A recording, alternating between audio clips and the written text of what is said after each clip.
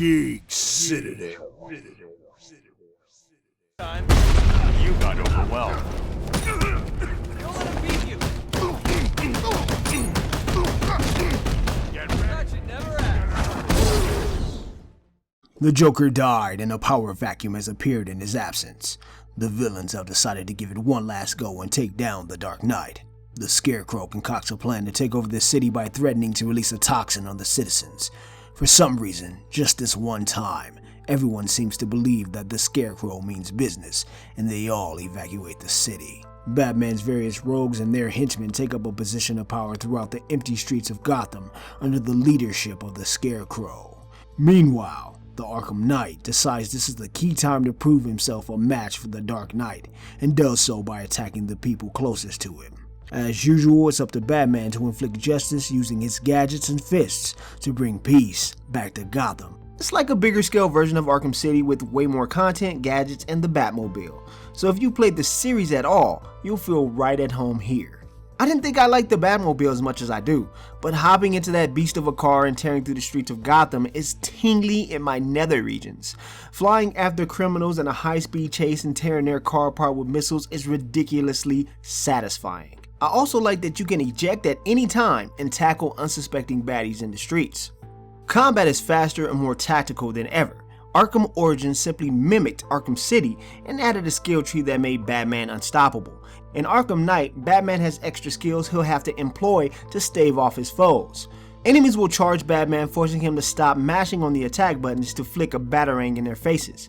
Other enemies like the medic will revive enemies or create an electrical charge on his friends so that Batman can't touch them. My favorite parts of the combat system come in the form of the dual combat system. Batman and a friend will team up to bash the faces of henchmen in while performing various team up abilities. I'm just sad that this isn't a full-fledged cooperative option and only happens in a few missions. I always talk about elevation in open world games because it's a big deal to me.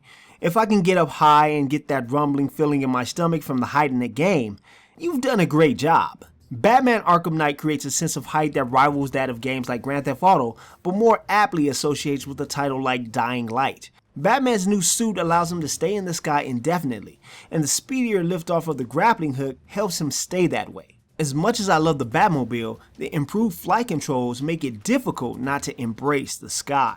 Gotham isn't supposed to look this pretty, but man, if this isn't an absolutely gorgeous game. From the bright neon light city with an open architecture designed for in-depth exploring of its nooks and crannies, to the hail of rain that relentlessly pounds against Batman's rippling cape. This world of Gotham is bigger, brighter, and better than ever. Over 100 enemy combatants litter the streets at any time, smoke whisks through the air from burning buildings, and characters are more painstakingly detailed than ever. Batman Arkham City does not disappoint in the visuals department. Kevin Conroy, or as he's better known, the one true voice of Batman, delivers his lines with aggressive fervor. How did she find us? How did she get in? I'd let him know if I were you.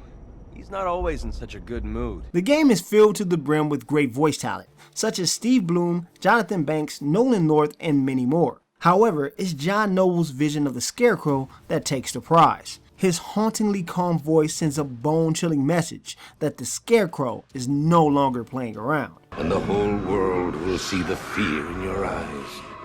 Then they too will understand. There is no savior. On top of that, the outstanding soundtrack remains intact with some new and familiar songs from the series. I love the way that the Batmobile actually drives to Batman as opposed to suddenly appearing. It's a nice touch that many games fail to nail down properly in the open world genre. If I never have to see another one of those Riddler challenges that somehow utilize the Batmobile, I would be so happy. There are so many missions where we have to remotely control the Batmobile, drive to a position, switch to Batman and activate a switch, and then repeat the process a few more times. It's the most tedious and overstated part of the game, and personally, not a great use of the Batmobile. There are so many times where Batman is like, I need to get the Batmobile across the raised bridge, and I'm just screaming, use the damn Batwing!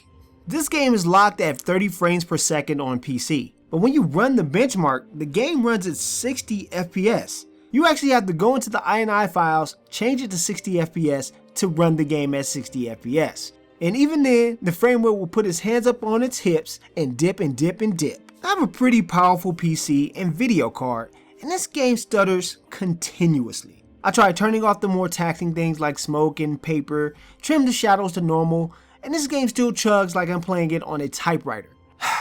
I'm talking about chugging more than a frat house party during standard gameplay and cutscenes. This is a downright awful port on the PC on launch day. The first patch that's supposed to fix a few problems creates a really bad one of its own. It messes up the streaming and the textures in the game, causing quite a few ugly low resolution objects to show up in the city. It's one of those, it's going to get worse before it gets better deals. If you know anything about the Batman mythos, you'll know who's behind the Arkham Knight's cowl within the first couple of hours. I would say more, but I don't want to spoil it for the uninitiated. I've already made a video ranting about the shoddy PC port, so I won't go into all of that. I will say that the shoddy work was definitely a pain in the ass to push through to get this review out. With that said, I can see behind the flaws and decipher a game that was designed with love by Rocksteady. If it didn't have the obviously terrible frame rate issues and occasional crashes, I would easily say go out and buy this game right now. Unfortunately, it does have all of that stuff on PC, so if you have the PC version or thinking about getting the PC version, why don't you wait until a couple of patches come out before you buy it. Everybody else on the console, enjoy the game. Pretty sure it's great. Do I sound pissed off? I am. Until next time, this is Kevin Jones holding it down for the Citadel.